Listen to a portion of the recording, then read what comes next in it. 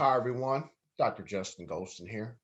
And in the last video, we went through a number of different training approaches. And at the beginning of that video, we discussed that there's no one size fits all approach when developing a training program.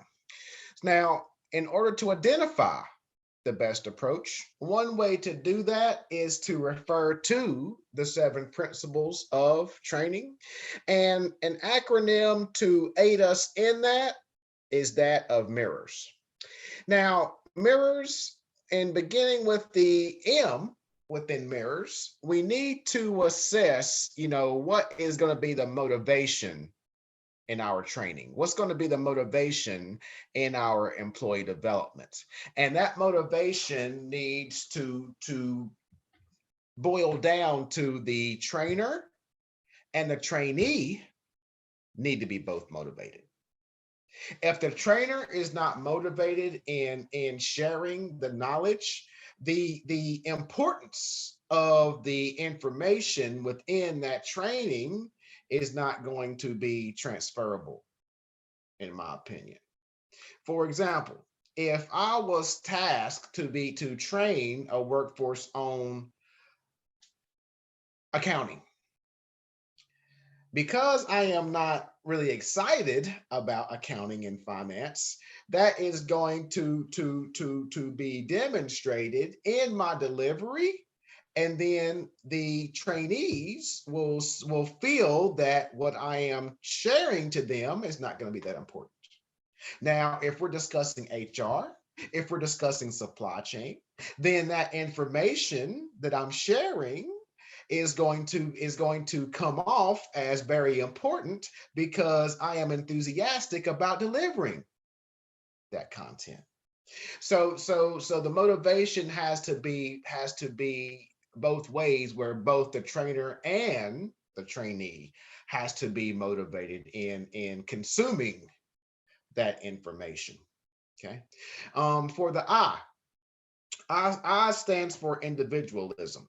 So what that means is that whenever you're creating a training program, you have to make that training personalized. Now, everyone learns differently. Some people learn by reading content. Some people learn by having their hands on this information, this process.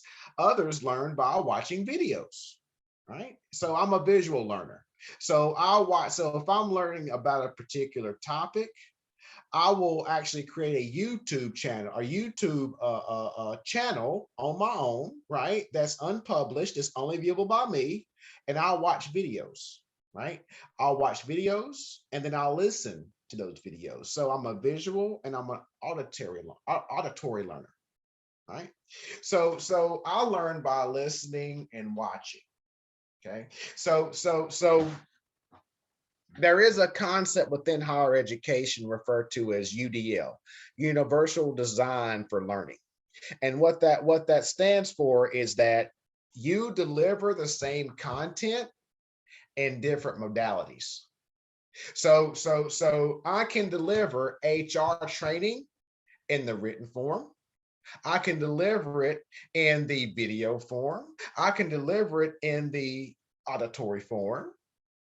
And I can also deliver it from a hands-on perspective through exercises, through discussion boards, like in this course.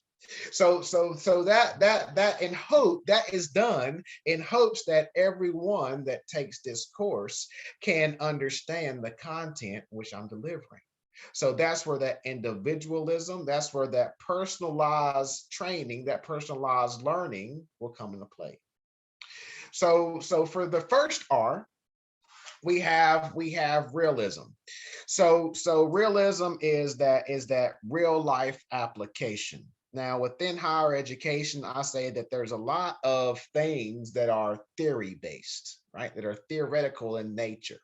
And I'm more, because I come from the industry before I got the education, I want to bring in the practical application. I want to bring in the realism to the information that I am delivering, right? Hopefully I'm doing that in this class.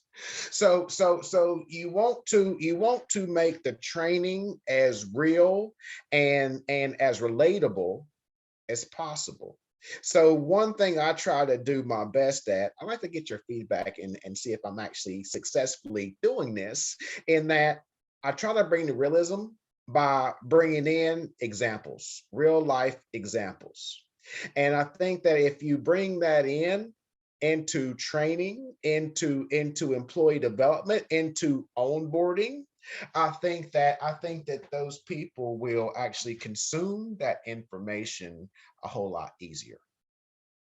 And this, as for the second R, response. So whenever we say response, we want to have two-way feedback. And one thing to remember within this response is that we want to create continuous feedback loops.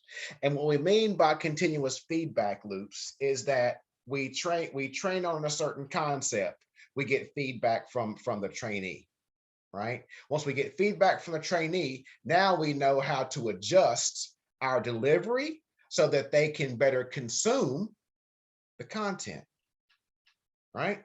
And again, it's two ways. So the trainee is telling me how I can improve my delivery so that they can better consume that content, and I am delivering to the new employee, to the existing employee, what needs to be done, what the leadership expects for them to be successful in their new role. And for existing employees, I am delivering what the leadership team expects from them in order to get promoted or to get a raise. For the O, objective. So the training should be goal oriented. There should be key takeaways to that training session. It's also like, we don't have meetings for the sake of having meetings. We don't have training sessions for the sake of having training sessions. There should be a goal at the end of that training session. There should be a call to action, just like with a presentation or a speech. There should be a call to action in your training session. That's where the objective comes in. So for the third R, we have reinforcement. So for reinforcement, we want to have summaries. We want to have touch points to ensure that the trainee is learning what we want them to learn. So as we said in the previous video, we do not want to provide training sessions for 2 hours, without a break. We want to deliver the content in bite-sized pieces so that those trainees can consume that information, and that we can take breaks, and that they can respond to what they learned, to what they understood, to the information we delivered. That's reinforcement.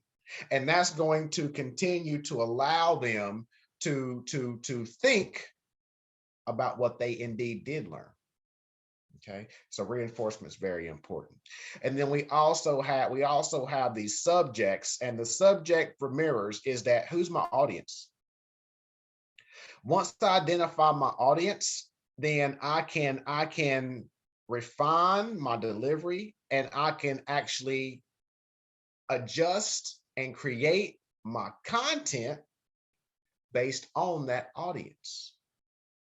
So if I have a training session full of warehouse employees, that content, that delivery is going to be a whole lot different than if I have a room full of academic researchers, of professors, right? They consume data, they consume information differently. Also, their roles are different, right? So the subjects within that principles of training is going to be very important, in that that's going to dictate your delivery as well as your content. That's all we're going to cover in this video. And until next time.